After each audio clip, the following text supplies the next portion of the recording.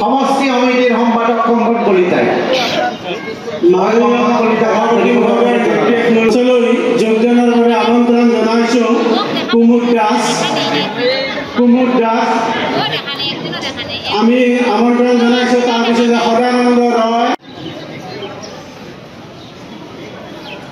সন্মানীয় মুকুল শৰ্মা,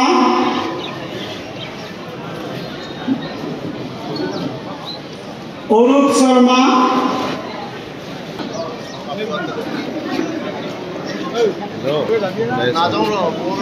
কৈলাশ চন্দ্ৰ শৰ্মা,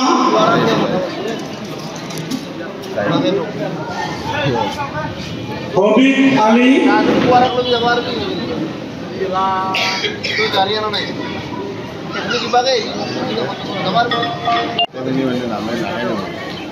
হৃদয় চৌধুৰী,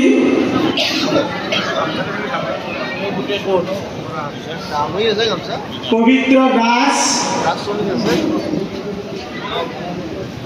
ধীৰেন বৰুৱা,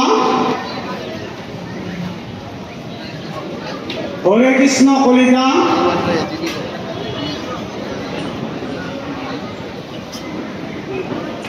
দীপুমণি তালুকদাৰ,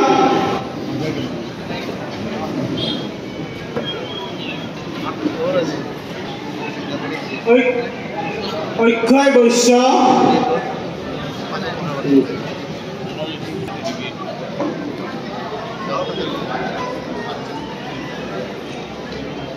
ধীৰাজ বৰ্মন, ৰাজীৱ আলী,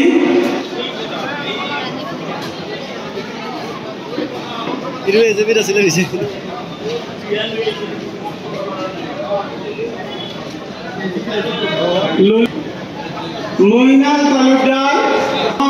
বহুতো যোগদান আছে, কিন্তু সময়ৰ প্ৰতি লক্ষ্য ৰাখি আমি এই নামবোৰ পৰৱৰ্তী সময়ত ঘোষণা কৰি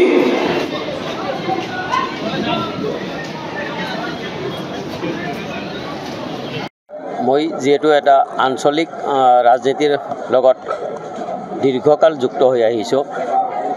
1979 অসম আন্দোলনৰ মাজেৰে সমাজখনলৈ আহিলোঁ। 1993 চনত মই আনুষ্ঠানিকভাৱে অসম গণ পৰিষদ দলত যোগদান কৰিছিলোঁ। তাৰপিছত মই অসম গণ পৰিষদ দলৰ লগত দীৰ্ঘকাল থাকিলোঁ আৰু মোৰ সত্তাত তেজত এটা কথা প্ৰবাহিত হৈ আছে যে মই দীৰ্ঘকাল জাতীয়তাবাদৰ লগত আছোঁ, আঞ্চলিকতাবাদৰ লগত আছোঁ আৰু অসম আন্দোলনে মোক সেইটো কথা শিকাইছিলে। যিহেতু আন্দোলনত যথেষ্টখিনি বজালী ৰাইজে কষ্ট খোৱাৰ দৰে ময়ো সেই কষ্টখিনি খাইছিলোঁ বা তেনেকুৱা কষ্টৰ সন্মুখীন হৈছিলোঁ।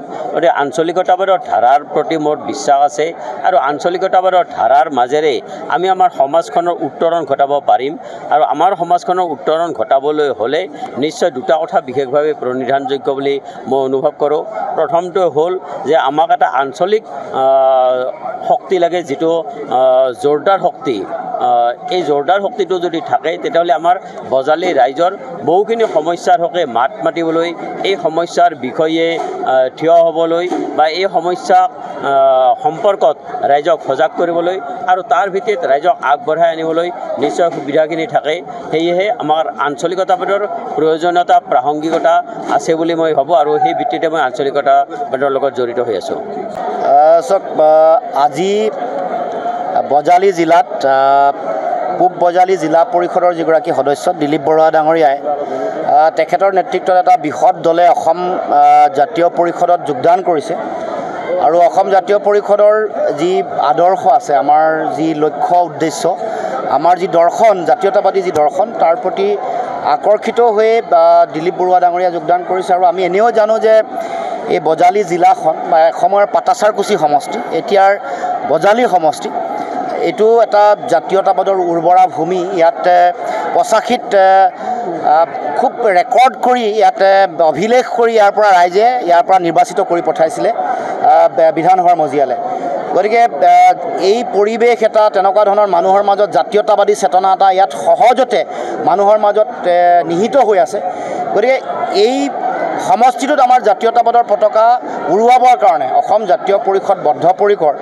আগন্তুক দিনসমূহত আমি সঠিক পৰিকল্পনা লৈ আৰু ৰাইজক সকলোকে একত্ৰিত কৰি বজালী সমষ্টিত জাতীয়তাবাদ জাতীয়তাবাদৰ ভেটি শক্তিশালী কৰিবৰ কাৰণে ইয়াত বিজয় নিশান উৰাবৰ কাৰণে আমাৰ সকলো ফালৰ পৰা আমাৰ প্ৰচেষ্টা অব্যাহত থাকিব আৰু তাৰ আজি আৰম্ভণি হ'ল পৰৱৰ্তী দিনসমূহত 26ত আপোনালোকে ইয়াৰ ফলাফল শক্তিশালী ৰূপত দেখিবলৈ পাব অহা 12 তাৰিখে আপোনালোকে গমেই পাইছে 12 তাৰিখে এখন সভা আহ্বান কৰিছে সেই সভাত আমি বিৰোধী ৰাজনৈতিক শক্তিসমূহ একত্ৰিত কৰিম আৰু গৌৰৱ গগৈ ডাঙৰীয়াই আহ্বান কৰিছে সেই সভাতে আমি পৰৱৰ্তী দিনসমূহৰ কাৰ্যপন্থা নিৰূপণ কৰিম নিশ্চিতভাৱে কমন এজেণ্ডা থাকিব কমন মিনিমাম প্ৰগ্ৰেমটো থাকিবই লাগিব কাৰণ ইছ্যু বেছহে মানুহৰ মাজত মিত্ৰতা হয় ইছ্যু ভিত্তিক মিত্ৰতাই সাধাৰণতে হয় গতিকে কাৰণ ডিফাৰেঞ্চ অফ অপিনিয়ন থাকিব ৰিজনেল আঞ্চলিক ৰাজনৈতিক দল এটাৰ লগত ৰাষ্ট্ৰীয় ৰাজনৈতিক দল এটাৰ আদৰ্শগত তাত্ত্বিক দাৰ্শনিক মত পাৰ্থক্য নিশ্চিতভাৱে থাকিব সেইকাৰণে কমন মিনিমাম এজেণ্ডা আমি এইটো থাকিব আৰু মই ভাবোঁ যে 12 তাৰিখৰ আলোচনাৰ পিছত গোটেই বিষয়টো পৰিষ্কাৰ হ'ব নাই নিশ্চয় দিছে মই খবৰ লোৱা নাই কিন্তু মই যিটো সংবাদ মাধ্যমত পাইছোঁ অখিল গগৈ ডাঙৰীয়া CPIMকে ধৰি কেইবাটাও দলক আমন্ত্ৰণ জনাইছে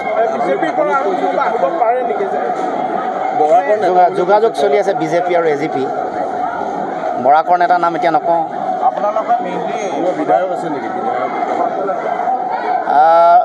যোগাযোগ চবৰ লগতে চলি আছে বিধায়ক কোনোবা প্ৰাক্তন নেতাৰ মানে পুত্ৰ এনেকুৱা ধৰণৰ বহু ব্যক্তি চৰ্চা চলি আছে আলোচনা চলি আছে যেতিয়া হ'ব চূড়ান্ত আপোনালোকক নিশ্চিতভাৱে জনাম এতিয়া আপোনাৰ বিজেপি সমগ্ৰ দেশতে আপোনাৰ 1 নম্বৰত থকা দল বুলি ক'লে